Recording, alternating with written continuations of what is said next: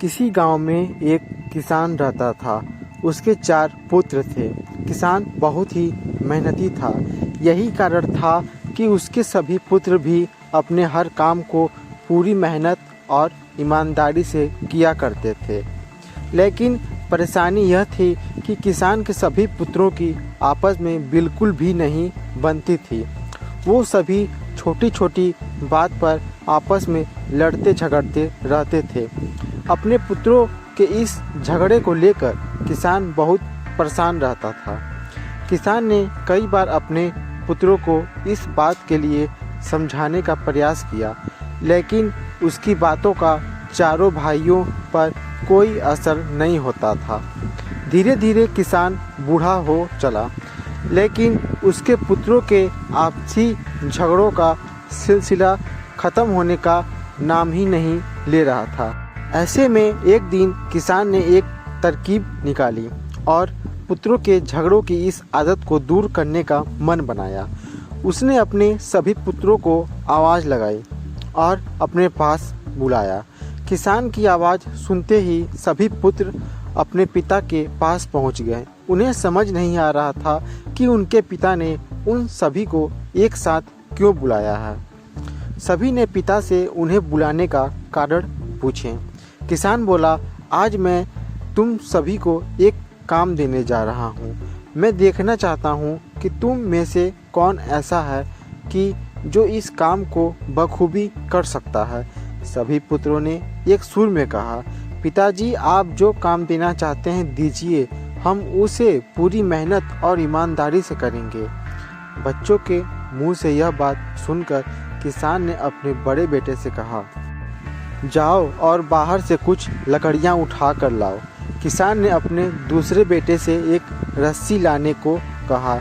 पिता के बोलते ही बड़ा बेटा लकड़ियां लाने चला गया और दूसरा बेटा रस्सी लाने के लिए बाहर की ओर दौड़ा।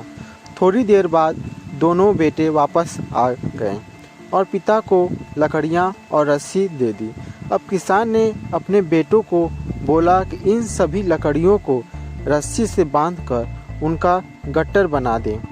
पिता के इस आदेश का पालन करते हुए बड़े बेटे ने सभी लकड़ियों को आपस में बांधकर एक गट्ठर बना दिया।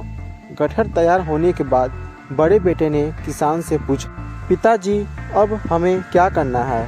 पिता ने मुस्कुराते हुए कहा, बच्चों, अब आपको इस लकड़ी के गट्ठर को 2 भागों में अपने बल से तोड़ना है।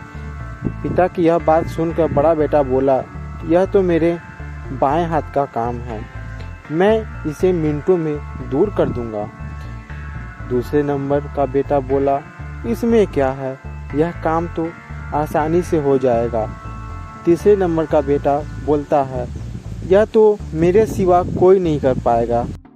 चौथा बेटा बोलता, यह तुम में से किसी के भी बस का काम नहीं है। मैं तुम सब में सबसे बलवान हूँ, मेरे सिवा यह काम और कोई नहीं कर सकता। फिर क्या था, अपनी बातों को साबित करने में सभी जुट गए और एक बार फिर चारों भाइयों में झगड़ा शुरू हो जाता है। किसान बोला, बच्चों, मैंने तुम सबको यहाँ झगड़ा करने नहीं बुलाया है, बल्कि मैं देखना चाहता हूँ कि तुम में से कौन ऐसा है जो इस काम को बखूबी कर सकता है। इसलिए झगड़ा बंद करो और लकड़ी के इस गट्ठर को तोड़कर दिखाओ। सभी को इस काम के लिए बारी बारी मौका दिया जाएगा। यह कहते हुए किसान ने सबसे पहले लकड़ी के गट्ठर को अपने सबसे बड़े बेटे के हाथ में थमा दिया। बड़े बेटे ने गट्ठर को तोड़ने का बहुत प्रयास किया, लेकिन उसे तोड़ पाने में असफल रहा। असफल होने के बाद बड़े बेटे ने दूसरे नंबर के बेटे को वह लकड़ी का गट्ठर थमाते हुए कहा, भाई, मैंने प्रयास कर लिया, यह काम मुझसे नहीं हो पाएगा, तुम ही कोशिश करके देख लो। इस बार लकड़ी का गट्ठर दूसरे बेटे के हाथ में था। उसने भी उस गट्ठर को तोड़ने के लिए एड़ी चोटी का जोर लगा दिया, लेकिन लकड़ी का गट्ठर नहीं टूटा। असफल होने के बाद उसने लकड़ी के गट्ठर को तीसरे नंबर के बेटे को दे दिया और कहा, यह काम बहुत कठिन है, तुम भी कोशिश कर लो। इस बार तीसरे नंबर के बेटे ने भी अपनी पूरी ताकत लगा दी, लेकिन लकड़ी का गट्टर बहुत मोटा था। इस कारण अधिक बल लगाने पर भी वह उसे तोड़ नहीं पा रहा था। काफ़ी मेहनत करने के बाद जब उससे भी यह नहीं हुआ तो अंत में उसने लकड़ी के गट्टर को सबसे छोटे बेटे के हाथ में दे दिया। अब छोटे बेटे की बारी थी। अपनी ताकत आजमाने की उसने भी काफ़ी प्रयास किया, लेकिन वह भी सभी भाइयों की तरह उस लकड़ी के गट्टर को तोड़ पाने में सफल नहीं हुआ। अंत में हार कर उसने लकड़ी के गट्टर को जमीन पर पटक दिया और बोला, पिताजी यह काम संभव नहीं है। किसान मुस्कुराया और बोला, बच्चों अब आप इस गट्ठर को खोलकर उसकी लकड़ियों को अलग अलग कर लो और फिर उसे तोड़ने का प्रयास करो। चारों भाइयों ने ऐसा ही किया। इस बार सभी ने एक एक लकड़ी अपने हाथों में ली और आसानी से उसे तोड़ दिया। किसान बोला, बच्चों आप चारों भी इन्हीं लकड़ियों के समान हो।